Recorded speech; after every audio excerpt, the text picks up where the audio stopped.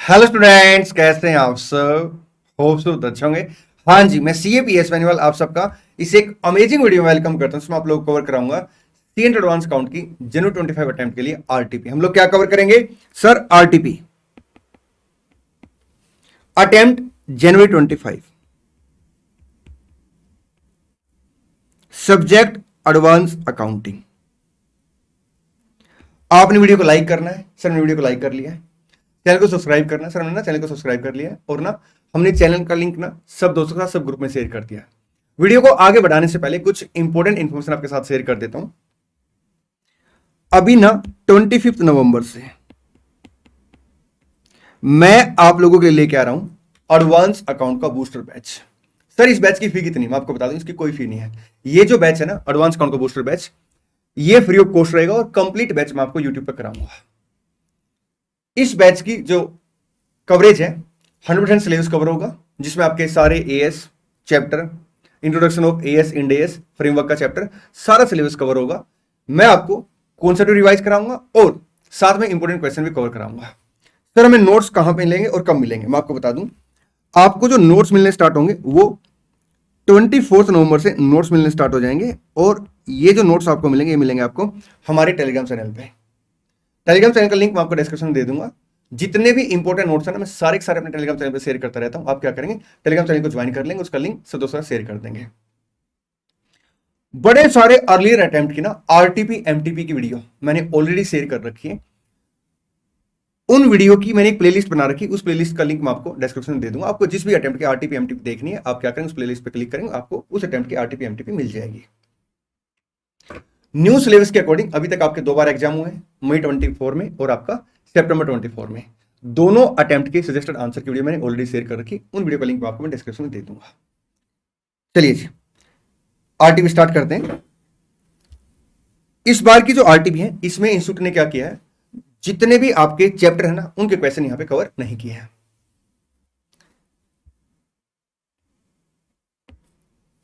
Question 1, ये आपका case scenario based question है। आइए स्टार्ट करते हैं। Surya limited has it to fix asset, F1 is being carried in the balance sheet for 600 lakh and F2 is being carried at 300 lakh। ठीक जी sir, Surya के पास क्या है, 2 फिक्स असेट है। एक का नाम FA1 है और एक का नाम क्या है, FA2 है। जो FA है उसका कैरिंग अमाउंट 600 से है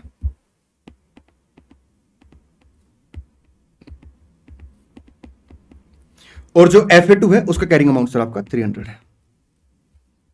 as at 31 March 24, the value in use for FA1 is 500 lakh and net selling price is 550 lakh। देखिए, एज पर AS 28 इंपेयरमेंट लॉस हम कैसे कैलकुलेट करते हैं? Carrying amount minus recoverable amount. Carrying amount कैसे calculate करते हैं? एज पर the provision of respective AS। तो यहां पे क्वेश्चन हमें कैरिंग अमाउंट कैलकुलेट करके दे दिया। ठीक जी सर। रिकवरेबल अमाउंट आता है हायर ऑफ 2, एक आपका है नेट सेलिंग प्राइस और सेकंड आपका है वैल्यू इन यूज। इसमें जो भी हायर अमाउंट होगा वो आपका क्या बन जाएगा, रिकवरेबल अमाउंट बन जाएगा। हम क्या करेंगे, कैरिंग अमाउंट और रिकवरेबल अमाउंट का कंपैरिजन करेंगे। अगर कैरिंग अमाउंट ज्यादा है तो आपका डिफरेंस इंपेयरमेंट लॉस आ जाएगा। इंपेयरमेंट लॉस को हम प्राइमा फेसी कहां चार्ज करते हैं, P&L अकाउंट में। लेकिन अगर ऑलरेडी रिवैल्यूएशन रिजर्व है तो हम पहले रिवैल्यूएशन रिजर्व के साथ एडजस्ट करेंगे, बैलेंस को क्या करेंगे, P&L अकाउंट में चार्ज कर लेंगे। रिवाइज कैरिंग अमाउंट कैसे कैलकुलेट करेंगे? कैरिंग अमाउंट माइनस आपका इंपेयरमेंट लॉस। ठीक जी सर। एक बात मैं आपको बता देता हूं, अकाउंटिंग स्टैंडर्ड में ना जहां जहां मेजरमेंट प्रिंसिपल अप्लाई होते हैं, जिस जिस एएस में ना, मैंने उसकी एक फाइल, उसकी वीडियो ऑलरेडी शेयर कर रखी है। फाइल आपको मिल जाएगी हमारे टेलीग्राम चैनल पे और वीडियो का लिंक मैं आपको डिस्क्रिप्शन में दे दूंगा। अब यहां पे अगर आप देखेंगे तो क्वेश्चन ने हमें बताया कि 31 मार्च 24 को ना जो FA1 असेट है उसकी वैल्यू न्यूज 500 है और नेट सेलिंग प्राइस आपका 550 है। तो कैरिंग अमाउंट 600 माइनस आपका रिकवरेबल अमाउंट हायर ऑफ 2 550 आ गया, तो 50 का आपका इंपेयरमेंट लॉस आ गया। ठीक जी sir. The company did upward revaluation last year for 20 lakh for FA1। Company ने रिवैल्यूएशन सरप्लस का एक बैलेंस मेंटेन कर रखा 20 लाख से। तो हम क्या करेंगे, 20 इसमें एडजस्ट कर देंगे, 30 आपका कहां चला जाएगा, P&L अकाउंट में। ठीक जी sir.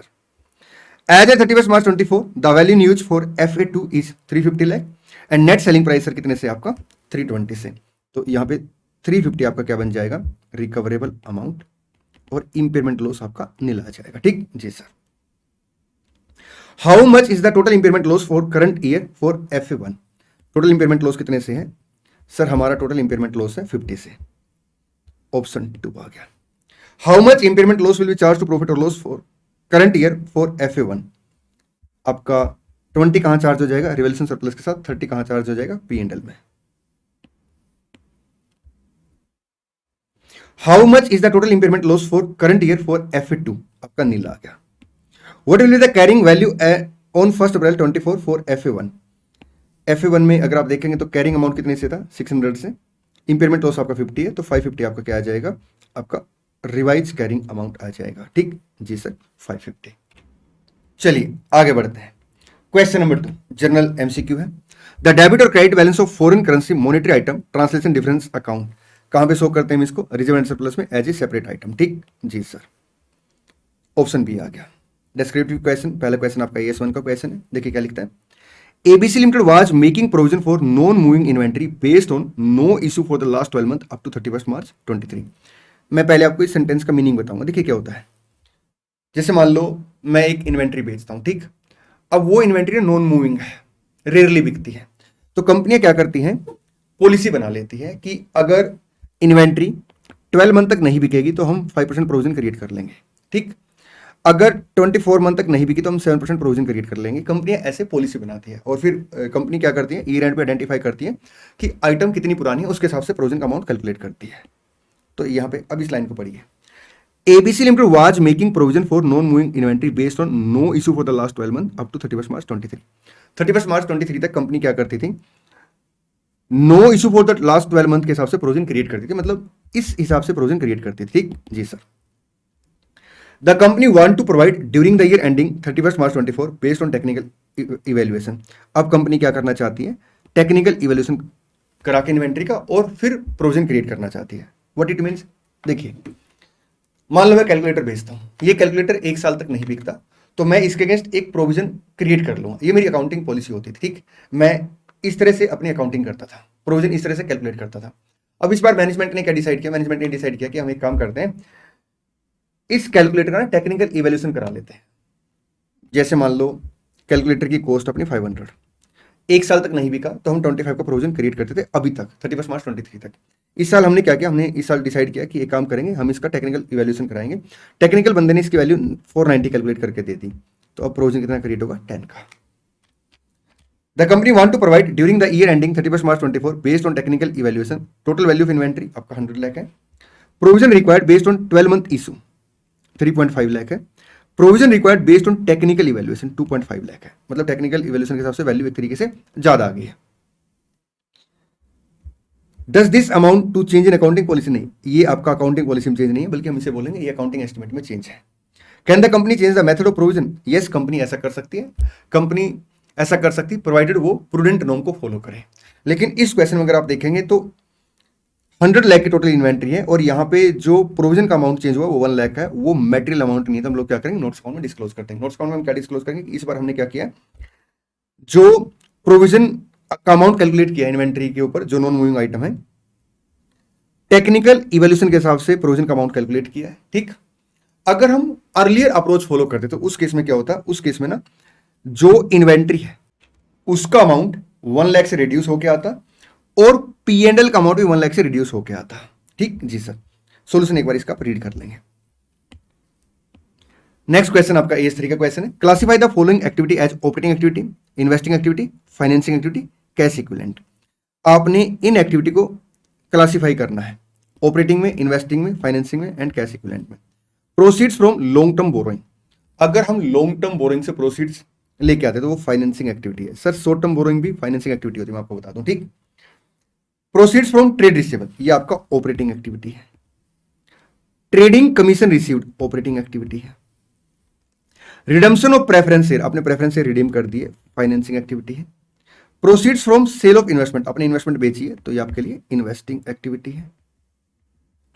Interim dividend paid on equity share, financing activity है। Interest received on debenture held as investment, आपका इन्वेस्टिंग एक्टिविटी है।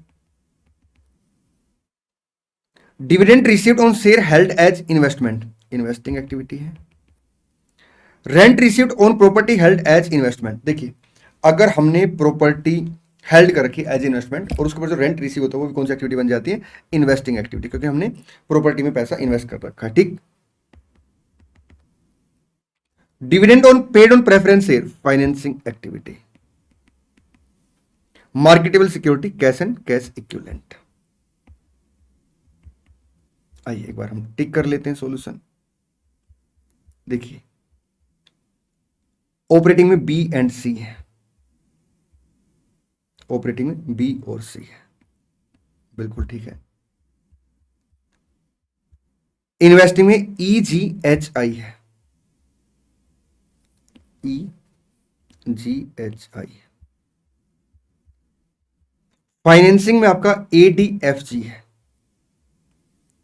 ए डी एफ और जी नहीं जे होगा, एक बार चेक कर ले। जी सर, हाँ जे लिखा बिल्कुल। और ये आपका कैश एंड कैश इक्विवेलेंट है। चलिए नेक्स्ट क्वेश्चन पढ़ते हैं। बहुत ही बढ़िया क्वेश्चन, मैं आपको बता दूं इस क्वेश्चन में ना मैं आपको एक अपना व्यू भी दूंगा और आप देखेंगे कि कॉन्सेप्चुअली वो जो व्यू है उसके बाद आपको ना कितने अच्छे से इस क्वेश्चन में क्लैरिटी आएगी। During the course of the last 3 year A company owing and operating helicopter lost 4 helicopter. एक कंपनी ने 3 साल से ओइंग एंड ऑपरेट कर रही थी हेलीकॉप्टर को, लेकिन 4 हेलीकॉप्टर लॉस कर दिए इस बार। The company accountant felt that after the crash, the maintenance provision created in respect of the respective helicopter was no longer required and proposed to write it back to the profit and loss account as a private item. Accountant ने कहा कि जो हमने इसके against maintenance provision create कर रखे थे ना, उसकी रिक्वायरमेंट नहीं है, हम उसे रिवर्स कर देते हैं और पिनल अकाउंट में राइट बैक कर लेते हैं as a private item. Is the company propose accounting treatment correct, discuss. देखिए प्राइवेट आइटम कौन सी आइटम होते हैं? वो इनकम और एक्सपेंडिचर जो हम लोग क्या करते हैं करंट ईयर में रिकॉर्ड करते हैं, बट वो पर्टेन करते हैं, बिलोंग करते हैं अर्लियर ईयर से, और अर्लियर ईयर में हमने उन आइटम को रिकॉर्ड नहीं किया था ड्यू टू एनी एरर और ओमिशन, वेदर इंटेंशनली और अनइंटेंशनली। ठीक जी सर।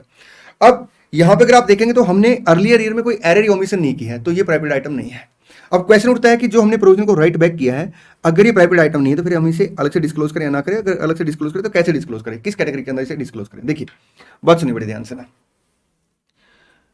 AS5 कहता है ऑर्डिनरी एक्टिविटी अगर मेटेरियल है इन नेचर और अमाउंट और बोथ, तो आप उसे क्या करें अलग से डिस्क्लोज करेंगे। मैं ऑर्डिनरी एक्टिविटी की बात कर रहा हूं, एक्स्ट्राऑर्डिनरी की नहीं अभी। ठीक। और जो ऑर्डिनरी एक्टिविटी है उसमें ना AS5 ने कुछ एग्जांपल दे रखे जहां पे उसने बोला कि अगर ये आइटम है तो इनकी नेचर मेटेरियल मानी जाएगी, इनकी नेचर क्या मानी जाएगी? मेटेरियल मानी जाएगी, और आपको अलग से डिस्क्लोजर देना। ठीक। जो एग्जांपल दे रखे AS5 ने ऑर्डिनरी एक्टिविटी जिसमें उनकी नेचर मेटेरियल है, उसमें क्रिएशन ऑफ प्रोविजन और रिवर्सल ऑफ प्रोविजन भी दे रखा है। जैसे मान लो कंपनी क्या करती है, प्रोविजन का क्लोजिंग बैलेंस कैलकुलेट करती है, ओपनिंग से कंपैरिजन करती है, अगर प्रोविजन इंक्रीज हो गया तो क्रिएट प्रोविजन हो गया, उसको अलग से डिस्क्लोज करेगी as a ordinary activity whose nature is special, whose nature is material. ठीक। अगर क्लोजिंग प्रोविजन का अमाउंट कम है तो प्रोविजन का रिवर्सल होगा, उसे क्या करेगी? रिवर्सल ऑफ प्रोविजन के नाम से ऑर्डिनरी एक्टिविटी में अलग से डिस्क्लोज करेगी। ठीक जी सर। ये जो एग्जांपल है ये AS5 ने दे रखे हैं।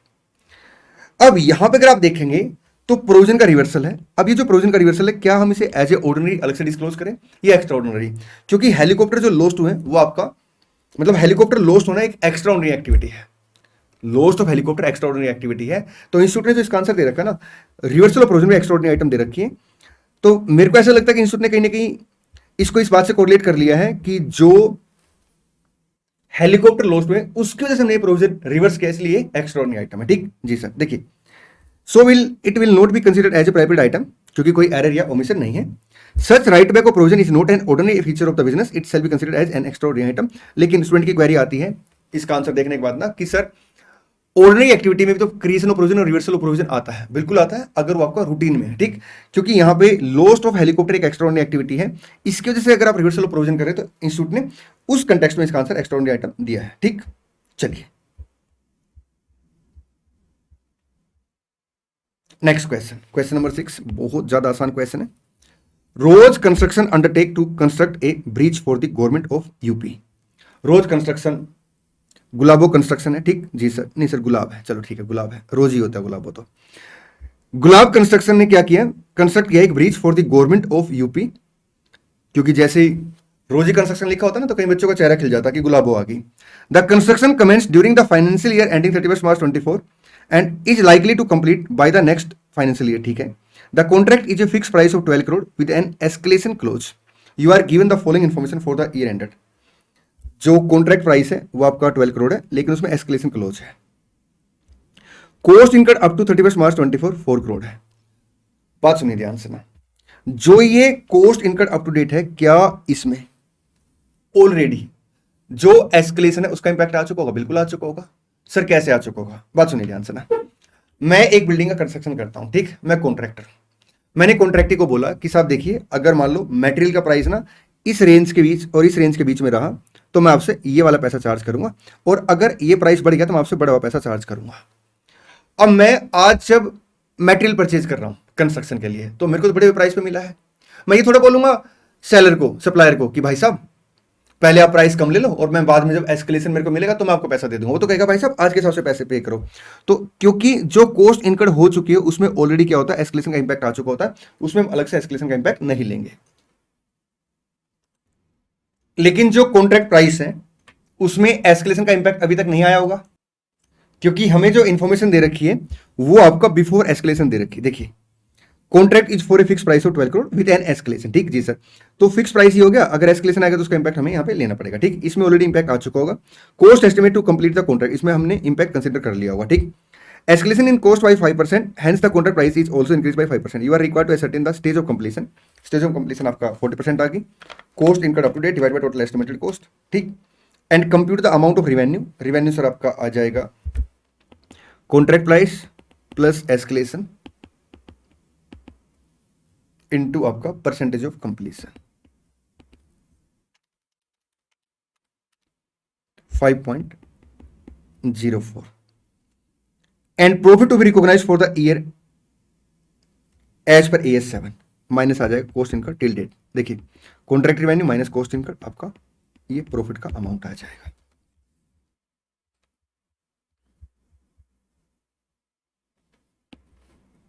रिवेन्यू प्रॉफिट, ठीक जी सर। आइए आगे बढ़ते हैं। देखिए, कभी कभी क्या होता है, एक एंटिटी दूसरी एंटिटी को कहती है कि साहब मेरे को लोन दे दो।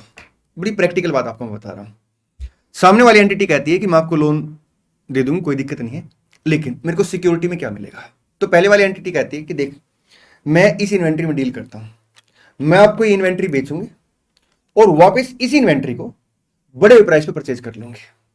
इसे हम बोलते हैं रीपरचेज एग्रीमेंट। अगर इन्वेंट्री में रीपरचेज एग्रीमेंट होता है तो उस केस में AS9 ये कहता है कि आप सेल रिकॉर्ड नहीं करेंगे, जो पैसा आपने लिया उसे आप एज ए लाइबिलिटी दिखाएंगे, एज ए लोन दिखाएंगे, और जो भी डिफरेंस रहेगा रीपरचेज प्राइस का वो आपके लिए फाइनेंस कॉस्ट बन जाएगी और सामने वाली पार्टी के लिए क्या बन जाएगी? फाइनेंस इनकम बन जाएगी, ठीक जी sir. M Limited entered into an agreement with Satya Limited for sale of goods costing 8 lakh at a profit of 20% on cost। आराम से क्वेश्चन पढ़ेंगे। देखिए, एम ने क्या किया? कॉन्ट्रैक्ट किया एस के साथ, ठीक है जी।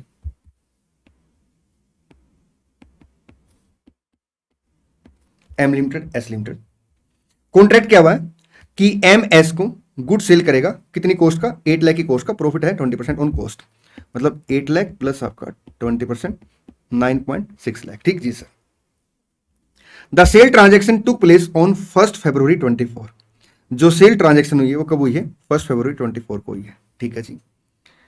On the same day, Satya Limited entered into another agreement with Mithya Limited to resell the same goods at 10.8 lakh on 1 अगस्त। ये सेम गुड्स एस इसको बेचेगी कितने पे? 10.8 लाख पे। तो 1.2 लाख का क्या आ जाएगा? डिफरेंस आ गया यहाँ पे। तो एम के लिए क्या बन जाएगा? फाइनेंस चार्जेस, और इसके लिए फाइनेंस इनकम, और ये ओवर द पीरियड इनकम बनेगी, ओवर द पीरियड आपका इंटरेस्ट कॉस्ट बनेगी, ठीक। यहां पे अगर आप देखेंगे तो 1 फरवरी को डील हुई है और रीपरचेज कब है सर? रीपरचेज आपका 1 अगस्त को, तो 6 मंथ आ गया। तो हम क्या करेंगे? Over a period of 6 month इसे एलोकेट कर लेंगे। State the treatment of this transaction in the financial statement of मिथ्या लिमिटेड। मिथ्या लिमिटेड की बुक्स में आपने इसका ट्रीटमेंट बताना, तो हम लोग क्या करेंगे? हम बताएंगे कि रीपरचेज एग्रीमेंट में हम सेल रिकॉर्ड नहीं करेंगे, बल्कि एज ए लोन रिकॉर्ड करेंगे, और जो भी डिफरेंस होगा आपका इनिशियल अमाउंट का और रीपरचेज प्राइस का, उसको हम क्या करेंगे? As a finance cost record करेंगे। The predetermined reselling price cover the holding cost of the Satya limited, ठीक है। Give the journal entry. अब यहां पे पहली एंट्री क्या बनेगी? पहली एंट्री बनेगी, हमारे पास बैंक आया, बैंक टू लोन कितने से? 9.6 लाख से, एडवांस फ्रॉम सत्या लिमिटेड, ठीक जी sir. Finance charges interest expenses to आपका आ जाएगा एडवांस फ्रॉम सत्या लिमिटेड कितने अमाउंट से 1.2 लाख से, लेकिन यहाँ पे ईयर एंडेड आ गया आपका 31 मार्च 2024, तो हम एक्रू बेस के हिसाब से क्या करेंगे, 2 मंथ का सिर्फ इंटरेस्ट लेंगे। 1.2 लाख इंटरेस्ट आपका 6 मंथ का, तो 2 मंथ का इंटरेस्ट आपका आ जाएगा 0.4 लाख। ये देखिए, और इस फाइनेंस चार्ज को पीनल अकाउंट में चार्ज कर लेंगे। चलिए जी आगे बढ़ते हैं। नेक्स्ट क्वेश्चन आपका AS10 का क्वेश्चन है। MS limited has acquired a heavy machinery at a cost of आपका 1 crore with no break down of the component part, मतलब हमने उसे ब्रेक डाउन नहीं किया कंपोनेंट पार्ट में। देखिए AS10 ये कहता है कि अगर मान लो आप किसी कंपोनेंट को रिप्लेस करते हैं तो आप क्या करेंगे, न्यू कंपोनेंट को कैपिटलाइज करेंगे और पुराने कंपोनेंट को डीकैपिटलाइज करेंगे। ठीक जी सर। अब जो पुराना कंपोनेंट है उसे डीकैपिटलाइज करेंगे कैरिंग अमाउंट के हिसाब से, बुक वैल्यू के हिसाब से।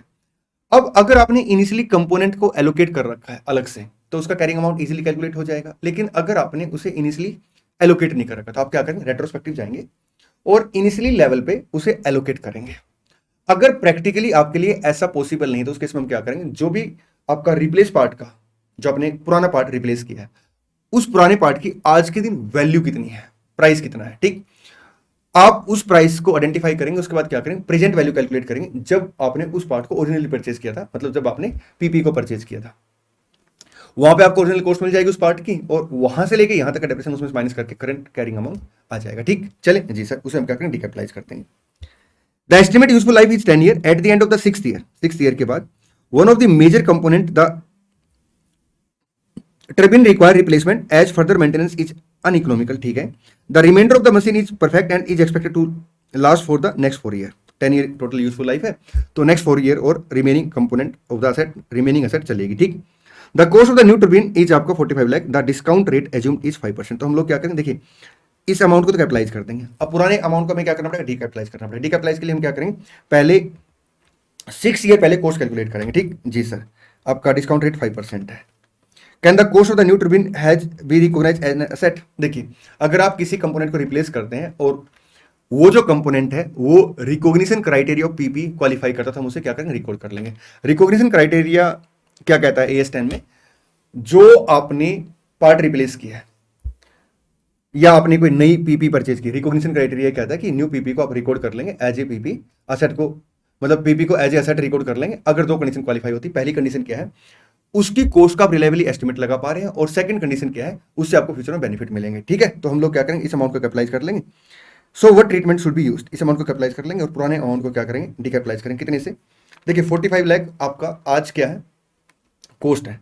6 ईयर पहले कॉस्ट कितनी होती है, डिवाइड बाई 1.05, 1 2 3 4 5 6, सर इसकी कॉस्ट होती 33 लाख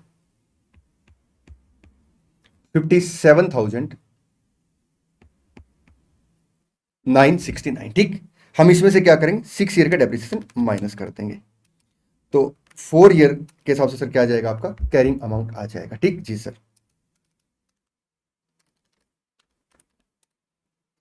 13,43,188 ये आपका कैरिंग अमाउंट आ जाएगा जो आपने पार्ट को रिप्लेस किया, कंपोनेंट को रिप्लेस किया। ठीक, तो इतने अमाउंट से डीकैपिटलाइज करते हैं। आज के दिन कैरिंग अमाउंट कितने से है, असेट जो है वो 1 करोड़ की है, 6 ईयर का उसमें से आपने डेप्रिसिएशन माइनस करना है, तो 40 लाख आज के दिन कैरिंग अमाउंट है। तो हम क्या करेंगे, इस अमाउंट को डीकैपिटलाइज कर देंगे और 45 लाख को कैपिटलाइज कर देंगे।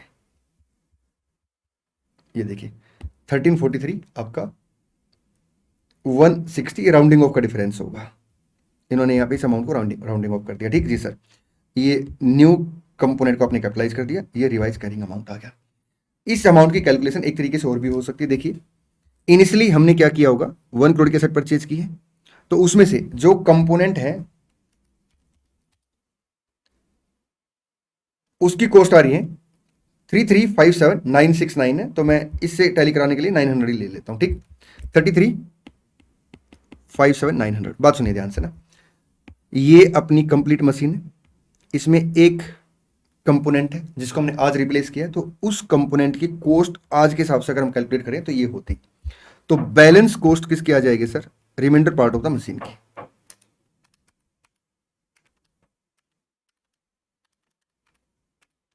That is 66,42,100।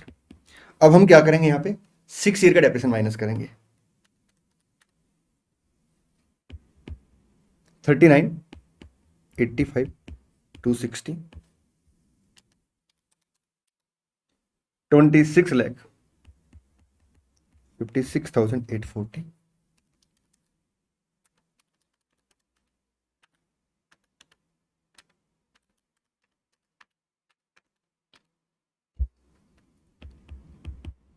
20 lakh 14,740, 13 लाख 43,160। तो ये हमने कंपोनेंट वाइज क्या क्या कैरिंग अमाउंट कैलकुलेट कर लिया। ये डीकैपिटलाइज कर देंगे, ये कैरिंग अमाउंट रिमेनिंग रह जाएगा और 45 लाख इसमें क्या करेंगे, ऐड कर देंगे, जो न्यू कंपोनेंट कैपिटलाइज हुआ। ये मैंने आपको अल्टरनेटिव आंसर करा दिया। 71, 56 आपका 840। चले जी सर, इसको नोट कर लो। इनका टोटल आपका 1 करोड़ आ गया, इनका टोटल आपका 60 लाख आ गया, इनका टोटल आपका 40 लाख आ गया। चलिए आगे बढ़ते हैं। नेक्स्ट क्वेश्चन आपका AS 11 का क्वेश्चन है, बहुत ही बढ़िया क्वेश्चन है।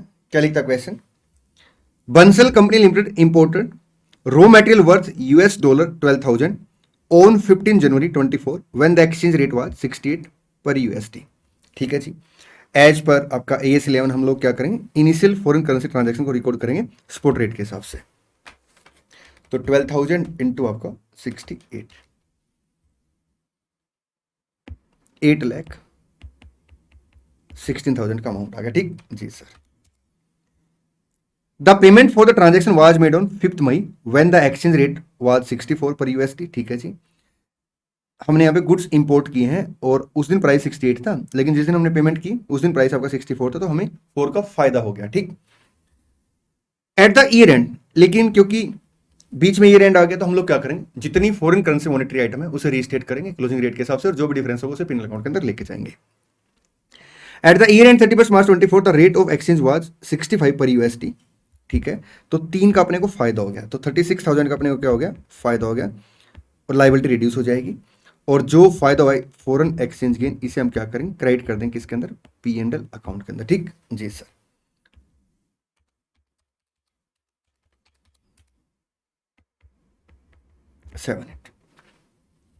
At the year end 31st March 24, the rate of exchange was 65 per USD. The accountant of the company passed entry on 31st March 24, adjusting the cost of the raw material consumed for the difference between 64 and 68. Accountant साहब ने यहाँ पे दो गलती की है। पहली गलती क्या की, उसने जो फॉरेन एक्सचेंज डिफरेंस है उसे ना इन्वेंट्री में जो cost of the raw material है आपका, उस कंज्यूम जो cost of raw material consume है उसके साथ एडजस्ट कर दिया, जबकि ये जो डिफरेंस है उसके साथ एडजस्ट ना होकर P&L अकाउंट में जाएगा। ठीक जी sir.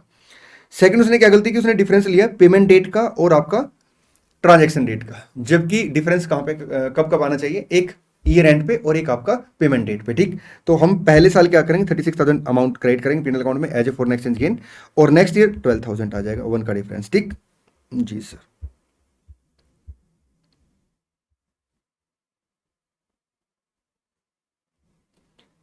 $36,000 exchange gain P&L account में नहीं एडजस्ट करेंगे रॉ मटेरियल के साथ, और 12,000 नेक्स्ट ईयर। ठीक, तो जो अकाउंटेंट के ट्रीटमेंट है दोनों गलत है। AS का आंसर हमें सर कैसे लिखना चाहिए, इसके ऊपर मैंने एक डिटेल वीडियो बना रखी है, मैं उस डिटेल वीडियो को आपको डिस्क्रिप्शन में शेयर कर दूंगा। ठीक, इस वीडियो के डिस्क्रिप्शन में ना, उसको प्लीज आप जरूर रेफर करना। Question number 10, Aastha limited is absorbed by Nista limited, the consideration being the take over of the liability, the payment of cost of absorption not exceeding 10,000, actual cost 9,000। ठीक है, the payment of 9% debenture of 50,000 at a premium of 20% through 8% debenture issued at a premium of 25% of the face value, and the payment of 15 per share in cash। देखिए, अगर हम PC की बात करें तो PC में क्या क्या आएगा, amount paid to share holder of the old company. ठीक जी सर। अब जो share holder of old company है, इक्विटी शेयर होल्डर है, प्रेफरेंस शेयर होल्डर है, उनको जो भी पेमेंट हम करेंगे, किसी भी फॉर्म में पेमेंट करेंगे, वो पीसी का पार्ट बन जाएगा। लेकिन अगर डिवेंचर होल्डर को हम पेमेंट करेंगे तो वो पीसी का पार्ट नहीं बनेगा। एक बात और, अगर हम शेयर होल्डर को डिवेंचर इशू करते हैं तो फिर वो आपका पीसी का पार्ट बन जाएगा। ठीक जी सर। अब यहां पर उसने क्या बोला है, the payment of the 9% debenture of 50,000 at a premium 20% through 8% debenture issued at a premium 25%। ये जो डिवेंचर इशू किए गए हैं, ये आपके इशू किए गए हैं डिवेंचर के अगेंस्ट ना, तो ये पीसी का पार्ट नहीं बनेगा। एंड द पेमेंट ऑफ 15 पर शेयर इन कैश। देखिए, पेमेंट इन वर्किंग और अमाउंट, वो कह रहा है कि जो पेमेंट हुई है 15 पर शेयर कैश में हुई है, और अलॉटमेंट ऑफ 11% प्रेफरेंस शेयर दिए 10 के हिसाब से, और 4 इक्विटी शेयर दिए 10 के हिसाब से at a premium 20%, fully paid up for every 5 share in Aastha limited. ठीक, इक्विटी शेयर होल्डर को कैश दिया गया है, इक्विटी शेयर होल्डर को प्रेफरेंस शेयर दिए गए हैं, और इक्विटी शेयर होल्डर को इक्विटी शेयर दिए गए हैं। 15 पर शेयर कैश। आगे लिखता था number of share of the vendor company are 150 of 10 each fully paid up. अपने पीसी का अमाउंट कैलकुलेट करना है, तो 150 इंटू 15, 22,50,000। इक्विटी शेयर होल्डर को हमने 11% प्रेफरेंस शेयर दिए हैं 10 के हिसाब से, 3 दिए 5 के बदले में।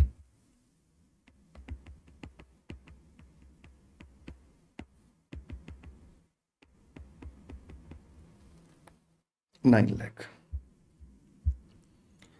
और हमने क्या किया है, 4 इक्विटी शेयर दिए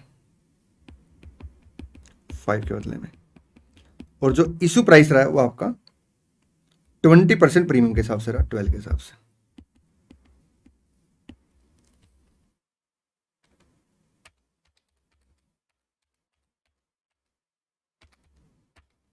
₹14,40,000। तो ये पीसी का अमाउंट आ जाएगा। ठीक जी सर।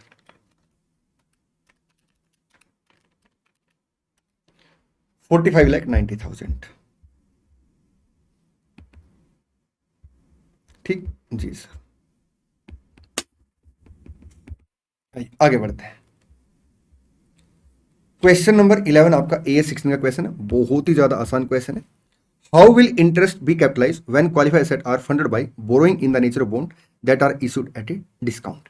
वो ये कह रहा है कि जो इंटरेस्ट है उसे आप कैसे कैपिटलाइज करेंगे जब क्वालिफाइड एसेट जो है उसको आपने फंडेड किया, किससे, अपने बॉन्ड को इशू करके, जो कि डिस्काउंट पे है। देखिए, हम यहाँ पे एक्सप्लेन करेंगे कि जो बोरोइंग कोस्ट में क्या क्या आएगा। एक तो आपका इंटरेस्ट कॉस्ट आ जाएगी, तो जो हम इंटरेस्ट पे करेंगे बॉन्ड के ऊपर वो आ जाएगा। ठीक, सेकंड आपका एमोटाइजेशन ऑफ डिस्काउंट और premium, discount on issue of bond और प्रीमियम रिडम्पशन ऑफ बॉन्ड आ जाएगा। ठीक जी सर।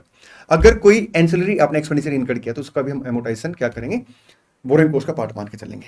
अब जो हमने बॉन्ड इशू किया, अगर हमने डिस्काउंट पे इशू किए हैं या प्रीमियम पे रिडीम किया या हमने कोई एंसिलरी कॉस्ट इनकर की है, तो हम उसे क्या करेंगे, एमोटाइज करेंगे। ठीक, आगे हम लिखेंगे कि बोरोइंग कोस्ट को हम लोग कैपिटलाइज करेंगे till the rate when asset is ready to use, या जब आपने लोन को रीपे कर दिया है। ठीक जी सर। तो जो एमोटाइजेशन का अमाउंट आएगा, आपका रनिंग इंटरेस्ट कॉस्ट आएगी, वो आएगी till the rate when asset is ready to use.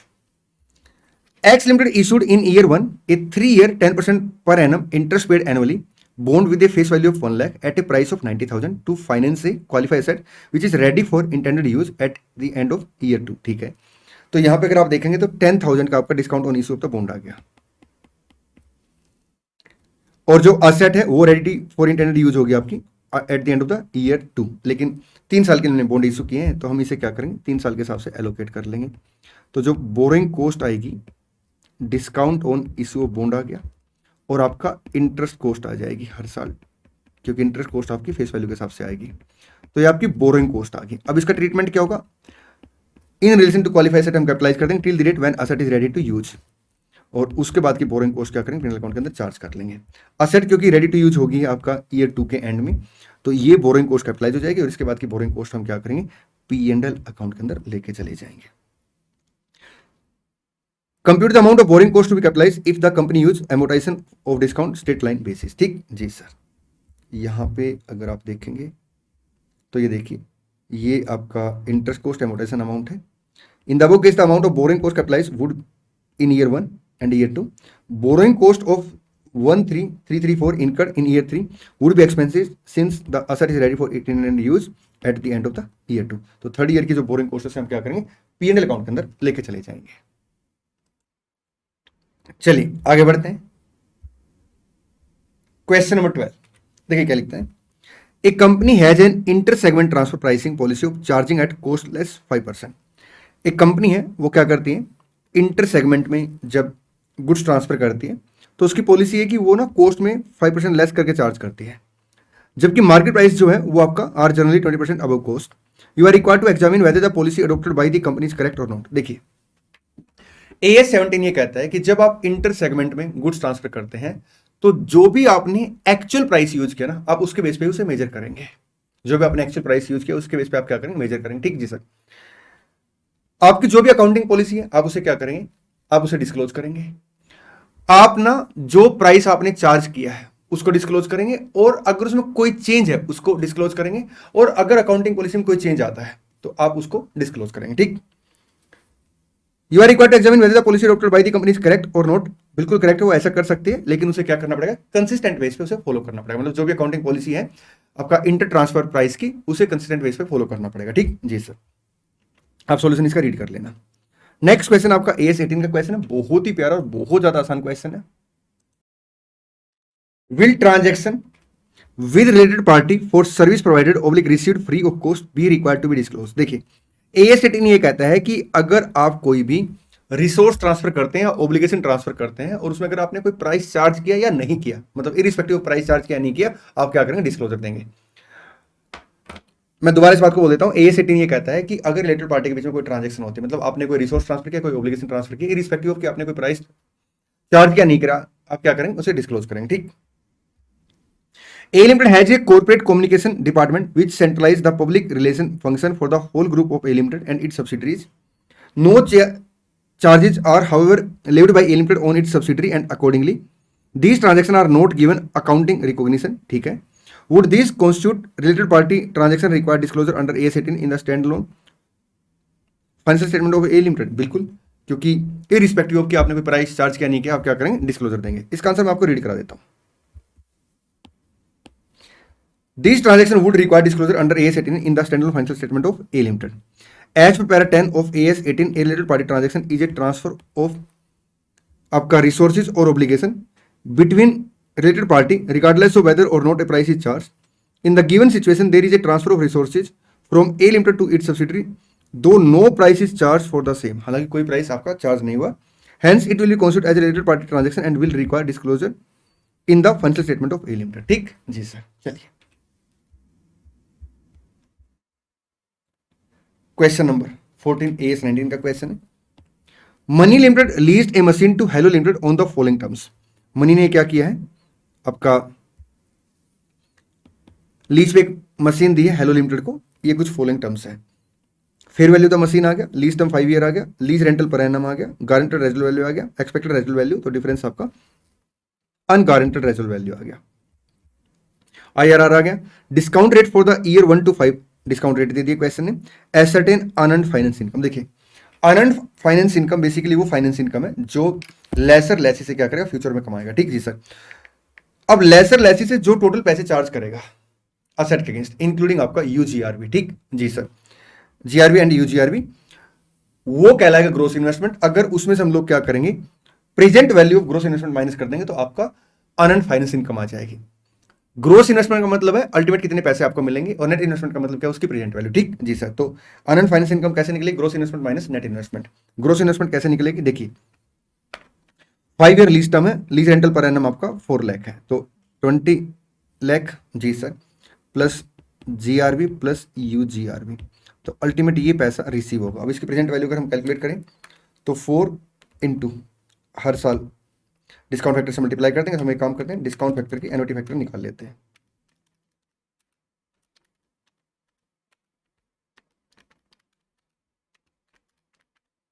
ये आ गया 3.3522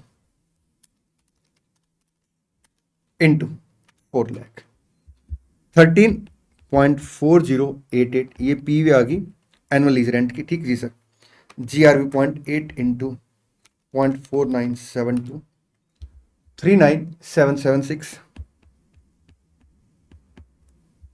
UGRV 0.7 इंटू 0.4972 34804,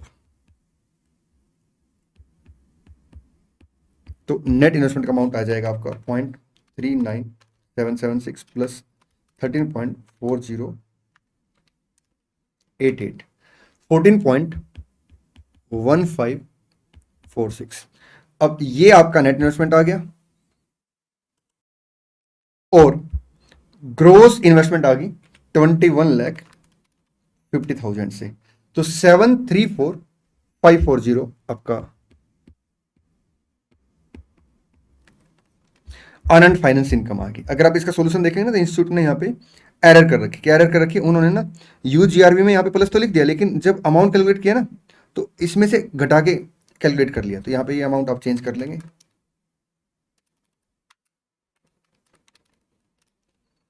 14,15,460। ठीक जी सर।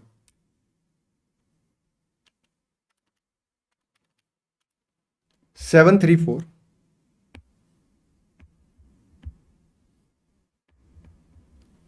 540 आपका अनंत फाइनेंस इनकम आ जाएगी। प्लीज एक बार नोट कर लें इसको, और जो ये एरर है इसको ठीक कर लें। चलिए आगे बढ़ते हैं। AS20 question number 15। XYZ limited has a wholly owned subsidiary BC limited. ठीक है, XYZ की एक सब्सिडरी है होली ओन्ड BC लिमिटेड। ठीक है, the group prepare CFS for the year ended 31 March 24। XYZ Limited in its separate financial statement has incurred a loss of 2 crore during the year, while the consolidated profit for the group during the year is 40 lakh।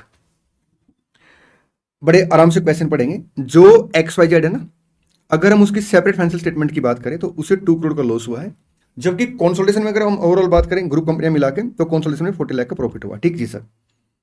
X Limited has 5 lakh share outstanding as at 31 March 24। ठीक है, further it has granted option to issue equity share at that date. इस date पे ना company के पास क्या option है, in respect of such option 1 lakh share are considered to be share issued for no consideration. ठीक है, there are no change in income और expenses that are expected from the issue of the share equity share on exercise of these option. ठीक है, calculate BPS and DPS for XYZ limited for separate and for the group. देखिए, हम पहले बात कर लेते हैं बेसिक अर्निंग पर शेयर की। बेसिक अर्निंग पर शेयर कैसे कैलकुलेट होगी, earning attributable for equity share divide by weighted average of equity share. अगर मैं बात करूं आपका स्टैंड अलोन की, तो लॉस आ गया आपका पर शेयर कितने से, 2 करोड़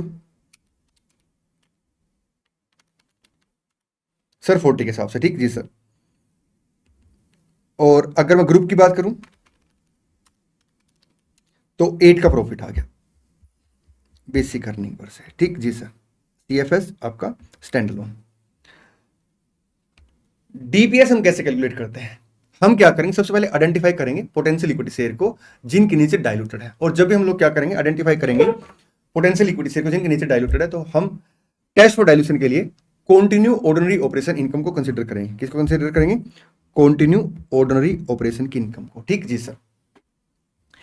अब अगर मान लो earning per share potential equity share की वजह से कम होती है तो उसे हम बोलते हैं डाइल्यूटेड नेचर, और अगर अर्निंग बढ़ती है उसे हम क्या बोलते हैं, एंटी डाइल्यूटेड। अगर एंटी डाइल्यूटेड है तो हम पोटेंशियल इक्विटी शेयर को कंसीडर नहीं करते, सिर्फ डाइल्यूटेड को कंसीडर करते हैं। ठीक जी सर। अब यहां पे अगर आप देखेंगे स्टैंड अलोन के हिसाब से तो 2 करोड़ अपना टोटल लॉस है। Number of potential equity share कितने हैं, 1 लाख। इफेक्ट ऑन अर्निंग कितना है, 0 है। तो 2 करोड़ डिवाइड बाई 6 लाख अगर हम करेंगे तो लॉस पर शेयर आपका कम हो गया है, मतलब नेचर क्या है, एंटी डाइल्यूटेड है, तो हम इसे कंसीडर नहीं करेंगे। DPS भी कितने से आ जाएगी, स्टैंड अलोन में 40 पर शेयर का लॉस आ जाएगा। ठीक जी सर, जो हम डिस्क्लोज करेंगे। ठीक, मतलब DPS को जो डिस्क्लोज करेंगे वो 40 पर शेयर लॉस डिस्क्लोज करेंगे। ठीक जी सर। 40 लाख का ग्रुप में टोटल प्रॉफिट है, तो 40 lakh divide by 6 lakh, 6.67 sir आपका DPS आ जाएगा, क्योंकि यहां पे अर्निंग पर से रिड्यूस हो रही है। इसका मतलब क्या है, इसका मतलब ये है अर्निंग पर से रिड्यूस होने का मतलब क्या है कि जो पोटेंशियल इक्विटी शेयर है उसके नीचे डाइल्यूटेड है। ठीक जी सर। ये देखिए 40 ही डिस्क्लोज कर देंगे और यहां पे 6.67 आ गया। ठीक, चलिए क्वेश्चन 16, बहुत ही प्यारा क्वेश्चन है। ABC limited prepare it's account annually on 31 मार्च। ठीक है, on 1st April 22 it purchased a machine at a cost of 150. The machine has a useful life of the 3 year and an expected scrap value of 0. देखिए company ने क्या किया, एक machine purchase की है जिसकी कॉस्ट 150 है और यूजफुल लाइफ 3 है और एक्सपेक्टेड स्क्रैप वैल्यू 0 है। Although it is eligible for a 100% first year depreciation allowance for tax purpose. ठीक है, the straight line method is considered appropriate for the accounting purpose, मतलब हम बुक्स ऑफ अकाउंट में क्या करेंगे, हर साल 50,000 का डेप्रिसिएशन चार्ज करेंगे। 3 ईयर यूजफुल लाइफ है, एस्टिमेट स्क्रैप वैल्यू 0 है, एसएलएम मेथड है, और इनकम टैक्स में हम क्या करेंगे, 150 का डेप्रिसिएशन चार्ज कर लेंगे। ठीक जी सर। चलिए, ABC limited has profit before depreciation and tax of 2 lakh each year and corporate tax rate is 40% each year. ठीक है, एबीसी लिमिटेड का जो प्रॉफिट है डेप्रिसिएशन और टैक्स से पहले वो 2 लाख है हर साल, और कॉर्पोरेट टैक्स रेट कितने से आपका 40% है हर साल। ठीक जी sir. The purchase of machine at a cost of 150 in 22 give rise to a tax saving of 60,000। देखिए बात सुनिए ध्यान से ना, AS 22 क्या कहता है, कोई भी इनकम या एक्सपेंडिचर है जिसमें बुक्स ऑफ अकाउंट में और इनकम टैक्स में अगर विचार सेम है और टाइमिंग सेम है तो उसके ऊपर हम डेफर्ड टैक्स क्रिएट नहीं करेंगे। ठीक जी सर। कोई भी सर ऐसी आइटम है जिसमें इनकम या एक्सपेंडिचर बुक्स ऑफ अकाउंट में और इनकम टैक्स में विचारों का डिफरेंस है तो हम उसे परमानेंट डिफरेंस बोलते हैं, उसके ऊपर हम लोग डेफर्ड टैक्स क्रिएट नहीं करते। कोई भी सर इनकम या एक्सपेंडिचर ऐसा है जिसमें बुक्स ऑफ अकाउंट और आपका इनकम टैक्स में विचार सेम है बट टाइमिंग का गैप है, उसे हम क्या बोलते हैं, टाइमिंग डिफरेंस बोलते हैं, और उसके ऊपर हम क्या करते हैं, डेफर्ड टैक्स क्रिएट करते हैं। ठीक जी सर। तो यहां पे अगर आप देखेंगे तो मैं कह रहा हूं बुक्स ऑफ अकाउंट में कि 1,50,000 का मैं डेप्रिसिएशन चार्ज करूंगा 3 साल में। इनकम टैक्स वाले कह रहे हैं ठीक है आप 150 का डेप्रिसिएशन चार्ज कर लो, लेकिन आपको ये डेप्रिसिएशन पहले साल में मिल जाएगा।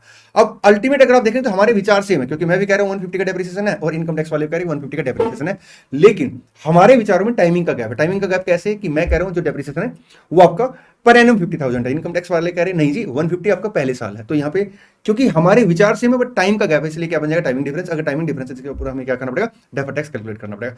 टाइमिंग डिफरेंस वो डिफरेंस है जो अराइज होते हैं एक अकाउंटिंग पीरियड में और उनका रिवर्सल होता है आपका फ्यूचर में। ठीक, अब जो डेफर्ड टैक्स है वो असेट बनेंगे, लायबिलिटी बनेंगे। हम हमेशा फ्यूचर के प्रोस्पेक्टिव से देखते हैं। अगर फ्यूचर में गेन होगा मतलब फायदा होगा हमें तो डेफर्ड टैक्स असेट है, और अगर फ्यूचर में नुकसान होगा तो क्या होगा, डेफर्ड टैक्स लायबिलिटी। ठीक जी sir.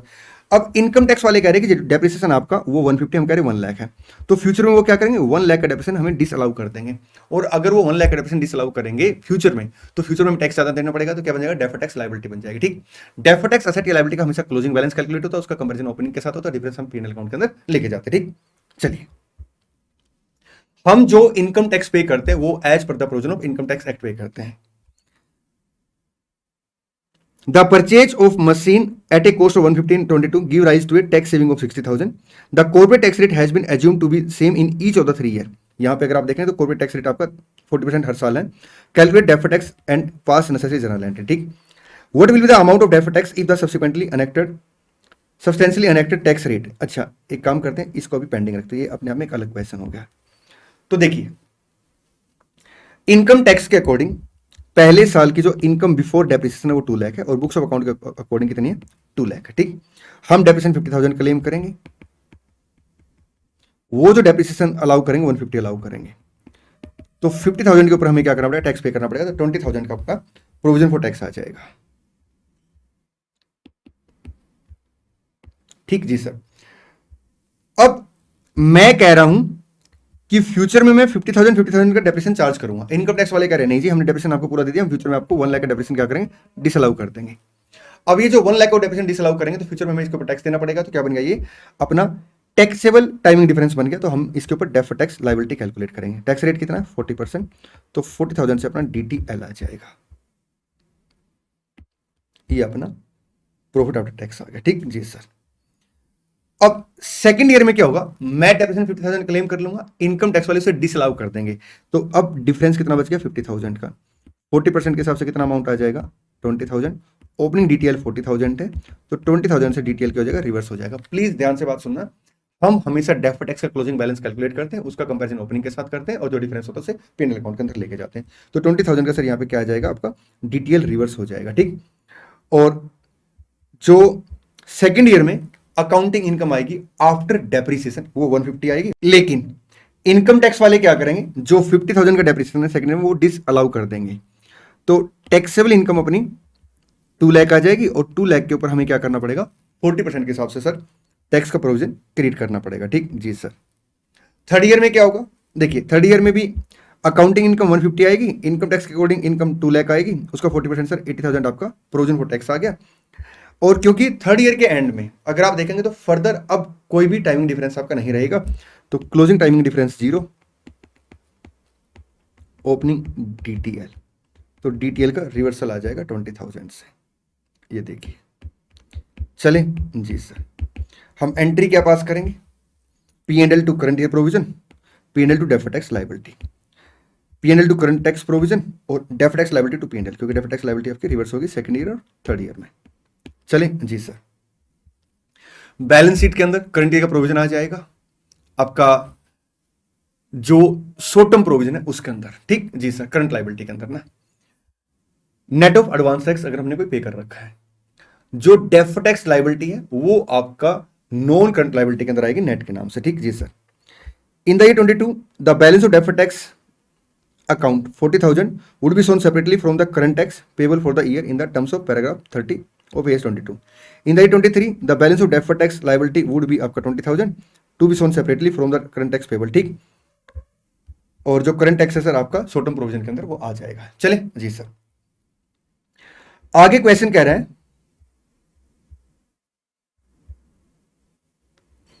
what will be the amount of deferred tax if the subsequently enacted rate of 22, 23 and 24 40, 35% and 38% respectively. देखिए पहले साल के एंड में जो डिफरेंस है वो कितने से है सर, वो डिफरेंस अपना 1 लाख से, ये देखिए इसका 40%, 40,000 का क्लोजिंग DTL आ गया, opening DTL created, closing timing difference sir अपना जो बचा है वो 50,000 बचा है, 38% है ना, सेकेंड ईयर में 35% है,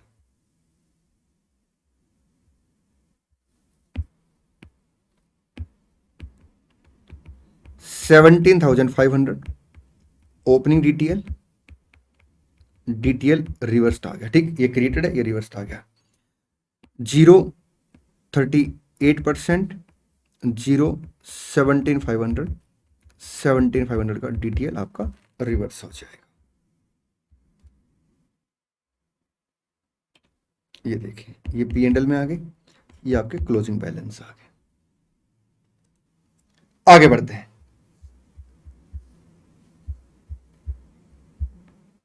क्वेश्चन नंबर 17, देखिए क्या लिखता है, A Limited invested 1 lakh to acquire 10% stake in B Limited, ठीक है, and later invested 3 lakh to acquire additional 20% investment 2। तो यहाँ पे अगर आप देखेंगे तो 10% स्टेक आपने एक बार लिया है और 20% स्टेक आपने बाद में लिया, ठीक जी सर। अब एसोसिएट तो एंटिटी यहाँ पे जाके बनेगी, लेकिन हम लोग क्या करेंगे, अलग अलग अगर हमने अलग अलग इन्वेस्टमेंट एक्वायर कर रखी है तो जिस डेट पे अपना एसेट बन जाएगी उस डेट पे हम जो गुडविल का या कैपिटल का अमाउंट कैलकुलेट करेंगे वो date of acquisition of share के हिसाब से कैलकुलेट करेंगे, ठीक, लेकिन कैलकुलेट उस डेट पे करेंगे जिस डेट पे हमने क्या किया, एसेट बनाई है। And later invested 3 lakh to acquire additional 20%, तो 1 लाख शेयर 10% और 20% share 3 lakh. The net asset value of the B limited at the respective investment date was 750 का 10% आपका 75,000 और 12,50,000 रिस्पेक्टिवली, ठीक है जी, 20% आपका 250 आ गया। हम कैलकुलेट करेंगे इस डेट पे गुडविल या कैपिटल रिजर्व, लेकिन जो डेटा यूज करेंगे, जो इन्फॉर्मेशन यूज करेंगे वो यूज करेंगे उस डेट पे जिस डेट पे हमने शेयर एक्वायर किए, ठीक जी सर। तो 25,000 यहाँ पे गुडविल आ जाएगी, 50,000 यहाँ पे गुडविल आ जाएगी, टोटल गुडविल आपकी 75,000 से आ जाएगी। Determine whether B limited is an asset of A limited. देखिए एसेट एंटिटी कब बनती है, या तो थ्रू आपका एग्रीमेंट या थ्रू स्टैट्यूटरी या आपका थ्रू ओनरशिप। और अगर ओनरशिप की बात करें तो अगर एक एंटिटी किसी दूसरी एंटिटी के 20% या उससे ज्यादा शेयर एक्वायर करती है तो सामने वाली एंटिटी उसकी एसेट बन जाती है, एक्सेप्ट इन ए केस जब ये क्लियर केस ना हो, ठीक। Also calculate goodwill arising on the acquisition of the asset, हमने गुडविल कैलकुलेट कर लिया है, ये देखिए 75,000 से गुडविल आ गई। It is presume that the investor has significant influence, अगर 20% या उससे ज्यादा शेयर है, it can be clearly demonstrate that it is this is not the case, मतलब जहां पे क्लियरली डेमोन्स्ट्रेट हो कि ये एसेट नहीं है। और क्वेश्चन में 30% हमने शेयर एक्वायर किए तो बी लिमिटेड ए लिमिटेड की क्या बनेगी, एसेट बन गई। आइए आगे बढ़ते हैं,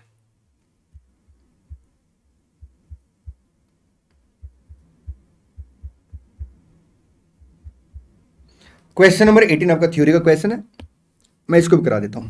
what are the disclosure and presentation requirement of AS24 for discontinuing operation. आपने बताना है क्या क्या डिस्क्लोजर प्रेजेंटेशन रिक्वायरमेंट है AS24 के अकॉर्डिंग डिसकंटिन्यूइंग ऑपरेशन की ना।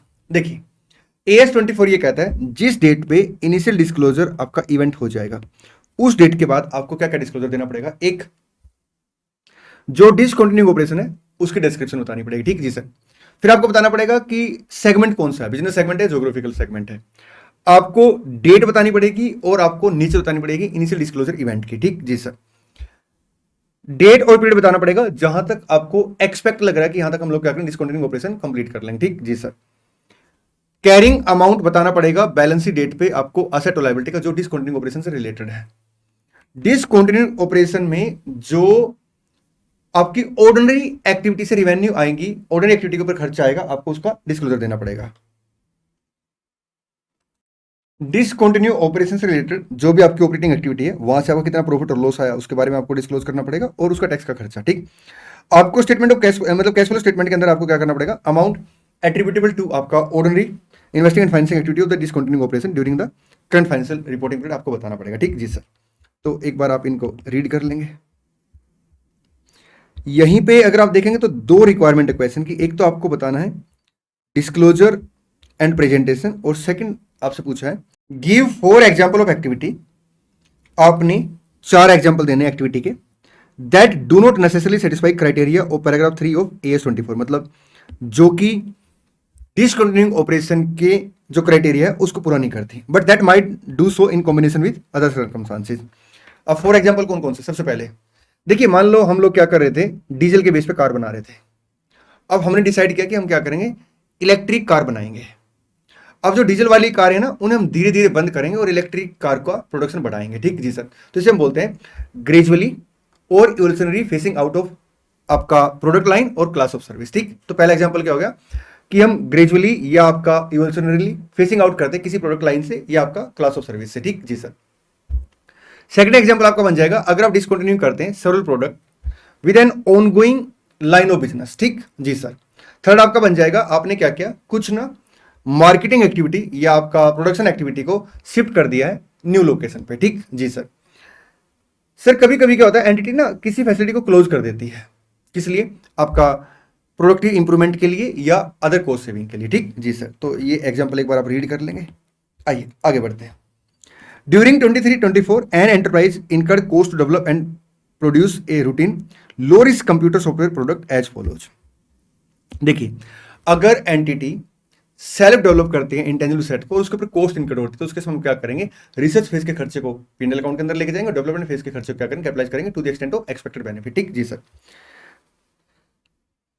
Completion of detail program and design phase 1 है, coding and testing for establishing technical feasibility phase 2 है, अदर कोडिंग कॉस्ट आपका फेज 3 है, टेस्टिंग कॉस्ट आपका फेज 4 है, product master for training material आपका फेज 5 है, duplication of computer software and training material from product master sir आपका phase 6 है, packing the product आपका फेज 7 है। After completion of phase 2 it was establish that the computer software is technically feasible, मतलब development phase जब start हो जाएगा हम वहां से क्या करेंगे, खर्चों को कैपिटलाइज करेंगे आपका to the extent of expected benefit, ठीक जी sir. What amount should be capitalise as software cost in the books of the company on the balance sheet date. तो यहां तक आपका रिसर्च फेज चली है, इस अमाउंट को हम क्या करेंगे P&L अकाउंट के अंदर लेके जाएंगे। अदर कोडिंग कॉस्ट कैपिटलाइज हो जाएगी, डेवलपमेंट फेज के बाद का खर्चा, टेस्टिंग कॉस्ट कैपिटलाइज हो जाएगी, product master for training material capitalize हो जाएगी, duplication of computer software no, क्योंकि आपका सॉफ्टवेयर बनने के बाद ये आपका एक तरीके से इन्वेंट्री होगी, ठीक जी सर। तो 42,000 plus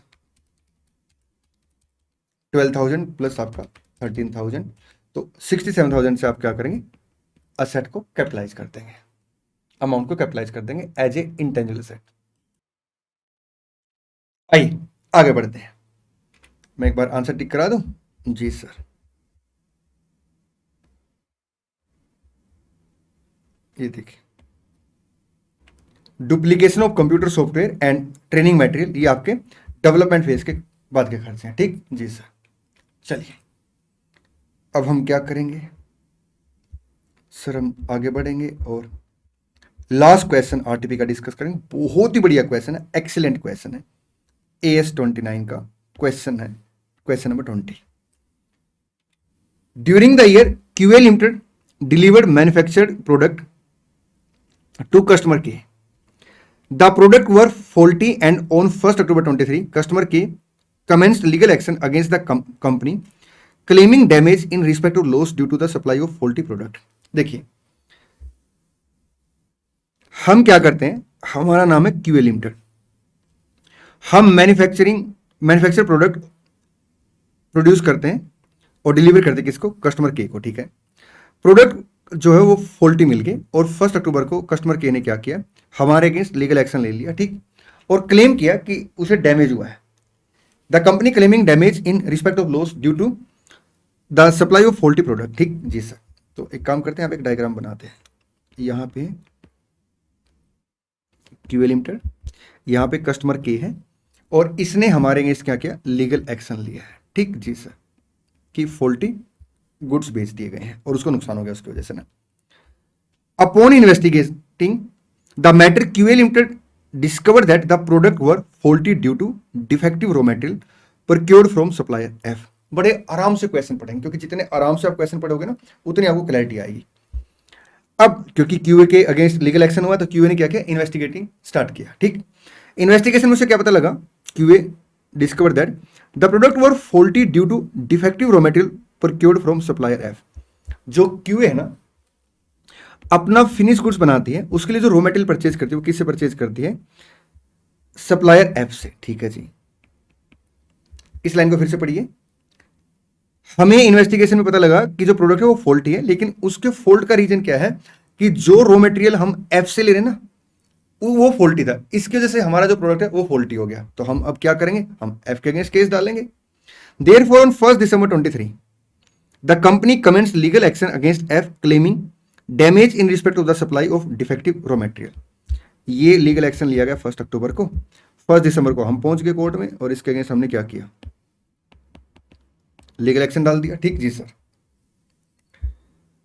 1 December the company commenced legal action against F claiming damage in respect of the supply of defective raw material. ठीक, अब मेरी बात ध्यान से सुनेंगे सर, मैं यहां पे रोक के आपको कुछ बातें बताता हूं। देखिए, अगर क्यूए और एफ की बात करें तो हमने एफ से क्लेम लेना है। अगर इस बात की वर्चुअल सर्टेनिटी आ जाती है कि हमें पैसा मिल जाएगा तो उसके हम क्या करेंगे, असेट रिकॉर्ड करेंगे। अगर प्रोबेबिलिटी है पैसा मिल जाएगा, फिर हम लोग क्या करेंगे, कॉन्टिजेंट असेट होगी और उसे अप्रूविंग अथॉरिटी की रिपोर्ट में डिस्क्लोज करेंगे। उसे सर हम लोग नोट्स अकाउंट में डिस्क्लोज नहीं करते। ठीक जी सर, अदरवाइज हम क्या करेंगे, इग्नोर कर देंगे। वर्चुअल सर्टेन है, असेट रिकॉर्ड हो जाएगी। हाईली प्रोबेबल है, प्रोबेबिलिटी है, तो उसके हम लोग क्या करेंगे, प्रोबेबिलिटी है या हाईली प्रोबेबिलिटी है तो उसके हम क्या करेंगे, as a contingent asset amount calculate करेंगे और उसे अप्रूविंग अथॉरिटी की रिपोर्ट में डिस्क्लोज करेंगे, अदरवाइज अमाउंट को इग्नोर कर देंगे। ठीक जी सर, अगर के रिगार्ड में बात करें तो यहाँ पे हमें पैसा देना है। अगर प्रोबेबिलिटी के हमें पैसा देना पड़ेगा तो हम लोग क्या करेंगे, फिर प्रोविजन क्रिएट कर लेंगे। प्रोविजन क्या करें, क्रिएट कर लेंगे। ठीक जी sir, on 1 October 23 QA Limited has estimated that the damage it would have to pay K would be 5 crore। अब एक काम करते हैं, यहां पे डेट वाइज बात करते हैं के रिकॉर्ड में और यहां डेट वाइज बात करेंगे एफ के रिकॉर्ड में। ठीक जी सर, देखिए जिस दिन लीगल एक्शन आया, अच्छा इससे पहले एक पैराग्राफ रहेगा, इस पैराग्राफ को पढ़ते हैं। QA Limited has estimated that its probability of success for both legal action, the action of K against QA and action against QA against F is very high। मतलब हाई प्रोबेबिलिटी की ये आपका जो action है ये success हो जाएंगे, probability है। अब क्योंकि यहां पे प्रोबेबिलिटी आ गई तो हमें क्या करना पड़ेगा, प्रोविजन क्रिएट करना पड़ेगा के रिगार्ड में, और एफ के रिगार्ड में प्रोबेबिलिटी आई है, हालांकि हाईली प्रोबेबिलिटी है लेकिन वर्चुअल सर्टेनिटी नहीं आई, तो हम क्या करेंगे, कॉन्टिजेंट असेट का अमाउंट कैलकुलेट करेंगे और उसे अप्रूविंग अथॉरिटी की रिपोर्ट में डिस्क्लोज कर देंगे, उसे रिकॉर्ड नहीं करेंगे। ठीक जी सर, क्योंकि वर्चुअल सर्टेनिटी नहीं आई है। On 1 October QA Limited has estimated that the damage it would have to pay K would be 5 crore। 5 crore का क्लेम। ठीक जी sir, the estimate was revised to 5.2 crore as on 31 March 24। ये 5.2 हो गया reporting date पे। अब मेरी बात सुनना, क्योंकि हाई प्रोबेबिलिटी हमें अमाउंट पे करना पड़ेगा तो प्रोविजन की डेफिनेशन क्वालिफाई होती है तो हम लोग क्या करेंगे, इस अमाउंट का प्रोविजन क्रिएट कर लेंगे। ठीक जी सर, लेकिन अगर फाइनेंशियल स्टेटमेंट अप्रूव होने से पहले केस फाइनल हो जाता है तो उस केस में फिर हम पता क्या करेंगे, ये एक एडजस्टिंग इवेंट बन जाएगा और जितना हमें अल्टीमेट अमाउंट पे करना है एज पर AS4 ये फिर आपका एडजस्टिंग इवेंट बन जाएगा, हम इस अमाउंट को अपडेट कर देंगे। ठीक जी sir, this estimate was revise to 5.2 crore as on 31 March 24 and 5.25 crore as on 15 May, लेकिन फाइनली वह एस्टिमेट चेंज हुआ है, इसको हम कंसिडर नहीं करेंगे। हाँ, अगर कोर्ट का ऑर्डर आ जाता है approving of the approval date से पहले, approval of the financial statement से पहले, तो फिर ये एडजस्टेड इवेंट बन जाएगा। ठीक जी सर। 15 मई को ये जो एस्टिमेट है ये आपका 5.25 करोड़ हो गया। This case was eventually settled on 1 June when the company paid damage 5.3 crore. 1 जून को सर हमने क्या किया है, अमाउंट पे कर दिया 5.3। अब अगर फाइनेंशियल स्टेटमेंट अप्रूव होती है इसके बाद, तो फिर ये अमाउंट हम यहाँ पे क्रिएट करेंगे, एडजस्टेबल इवेंट बन गया। और अगर इससे पहले फाइनेंशियल स्टेटमेंट अप्रूव हो जाती तो उसके हम क्या करेंगे, फिर इसी का प्रोविजन क्रिएट करेंगे। ठीक जी sir. On 1 December 23, QA Limited has estimated that it would receive damage of आपका 3.5 करोड़ फ्रॉम F। ये हमें पैसा मिलेगा। ठीक, this estimate was revise to 3.6 31 March 24 को, क्योंकि हाई प्रोबेबिलिटी है तो हम लोग क्या करेंगे, इस अमाउंट को नोट्स अकाउंट में डिस्क्लोज नहीं करेंगे, अप्रूविंग अथॉरिटी की रिपोर्ट में डिस्क्लोज कर देंगे इस अमाउंट को। ठीक जी sir, as a contingent asset. And 3.7 crore as on 15 मई।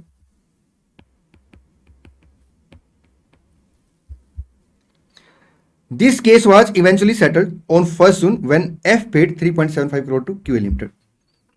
आपका 1 जून को सर ये आपका सेटल हो गया, 3.75 करोड़ हमें अमाउंट मिल गया। ठीक, QA Limited had its financial statement for the year ending 31 March 24 provided 3.6 crore as the financial statement were approved by the board of directors on 26 April। उसने क्या किया, QA ने ना फाइनेंशियल स्टेटमेंट में 3.6 का अमाउंट प्रोवाइड कर दिया। Sir नहीं प्रोवाइड कर सकते, सिर्फ क्या आएगा, कॉन्टिजेंट असेट का अमाउंट आएगा, वो भी अप्रूविंग अथॉरिटी की रिपोर्ट में डिस्क्लोज होगा, नोट्स अकाउंट में डिस्क्लोज नहीं होगा। ठीक जी सर, तो ये गलत कर दिया उसने ना। फाइनेंशियल स्टेटमेंट अप्रूव हुई आपकी 26 अप्रैल को, इसका मतलब यहां तक कोई भी आपका चेंज वगैरह नहीं है, तो हम इसका जो फाइनल आंसर लिखेंगे ये प्रोविजन हो जाएगा और इसे अप्रूविंग अथॉरिटी की रिपोर्ट में कॉन्टिजेंट असेट दिखा देंगे। ठीक, whether the company is required to make provision for the claim from customer के as per applicable AS। वो कह रहा है कि क्या कंपनी रिक्वायर्ड है प्रोविजन क्रिएट करने की, बिल्कुल है। If yes please give the rational for the same, आपने रीजन देना है। आप प्रोविजन की डेफिनेशन लिखेंगे। देखिए प्रोविजन बेसिकली क्या है, पास्ट इवेंट की वजह से प्रेजेंट ऑब्लिगेशन है। पास्ट इवेंट क्या हुआ कि हमने फॉल्टी गुड्स भेजे और केस लग गया। ठीक जी सर, प्रेजेंट ऑब्लिगेशन है, हमें इसे सेटल करने के लिए क्या करना पड़ेगा, आउटफ्लो ऑफ रिसोर्सेज पे करना पड़ेगा। ठीक, मतलब रिसोर्सेज का आउटफ्लो होगा और जो अमाउंट उसका रिलेबल एस्टिमेट लग रहा है तो हम प्रोविजन रिकॉर्ड कर लेंगे। ठीक, if the answer a above is yes, what is the entry to be pass in the books of account as on 31 March 24। तो एंट्री हम क्या पास करेंगे, कहता है उस केस में हम एंट्री क्या पास करेंगे, P&L अकाउंट डेबिट टू आपका करंट लायबिलिटी आ जाएगा प्रोविजन के अमाउंट से। ठीक जी सर, व्हाट विल आपका अमाउंट कितने से आएगा, 5.2 से। What will be the accounting treatment of the action of QA against supplier F as per applicable AS। तो हम क्या करेंगे सर, एप्लीकेबल AS के अकॉर्डिंग कॉन्टिजेंट असेट डिस्क्लोज करेंगे अप्रूविंग अथॉरिटी की रिपोर्ट में। ठीक, उसे रिकॉर्ड नहीं करेंगे। ये देखिए, as per para 30 of AS 29 QA Limited shall not recognize a contingent asset। Here the probability of the success of legal action is very high, but there is no concrete evidence which make the inflow virtually certain, hence it will be considered as a contingent asset only and shall not be recognized। ठीक, आप लिखना चाहो एक line और लिख सकते हैं कि हम इसे क्या करेंगे, अप्रूविंग अथॉरिटी की रिपोर्ट में डिस्क्लोज करते हैं। ठीक, चलिए, और इसी के साथ RTP समाप्त होती है। और जैसा कि मैंने आपको स्टार्टिंग में बताया था कि 25 नवंबर से मैं आप लोगों के लिए एडवांस अकाउंट का बूस्टर बैच लेके आ रहा हूं। ये जो बैच आएगा ये हमारे इसी चैनल पे आएगा। आपने क्या करना, चैनल को सब्सक्राइब करना है और चैनल का लिंक ना सब दोस्तों शेयर करना है। जितने भी इंपॉर्टेंट नोट्स है मैं सारे अपने टेलीग्राम चैनल पे शेयर करता रहता हूं, आप टेलीग्राम चैनल को ज्वाइन कर लेंगे। बड़े सारे अर्लियर अटेम्प्ट की RTP MTP की वीडियो मैंने ऑलरेडी शेयर कर रखी है और उन वीडियो की एक मैंने प्लेलिस्ट बना रखी है, उस प्लेलिस्ट का लिंक आपको डिस्क्रिप्शन में मिल जाएगा। एक बात और, अभी ना स्टूडेंट की डिमांड आ रही है कि सर आप ना चैप्टर वाइज कोर्स लॉन्च कर दो, क्योंकि जनवरी 25 अटेम्प्ट के लिए ना अपने पास कम टाइम है और हमें सिर्फ कुछ चैप्टर ही कवर करने, बाकी चैप्टर हमने कवर कर लिए हैं। मैं आपको बता दूं, चैप्टर वाइज कोर्स लॉन्च करने में ना हमें एडमिन प्रॉब्लम आ रही है, इसलिए हमने क्या किया है, टाइम बीइंग के लिए ना जो मेरा फर्स्ट ट्रैक कोर्स था उसकी फी बिल्कुल नॉमिनल कर दिया है। आप ये मान के चलिए कि आपको 2 या 3 चैप्टर की कोर्स में पूरा कोर्स मिल जाएगा और जो फी है उसमें बुक की हार्ड कॉपी और 14 मॉक टेस्ट है जो कि आपको इवैल्यूएट होकर मिलेंगे। चलिए जी, आज की वीडियो में इतना ही। आपने क्या करना, वीडियो को लाइक करना, चैनल को सब्सक्राइब करना और वीडियो को लिंक सब दोस्तों शेयर करना है। मिलते हैं नेक्स्ट वीडियो में। Thank you so much, all the best, good bless you. और हाँ, इस बार एग्जाम को फोड़ के आएंगे।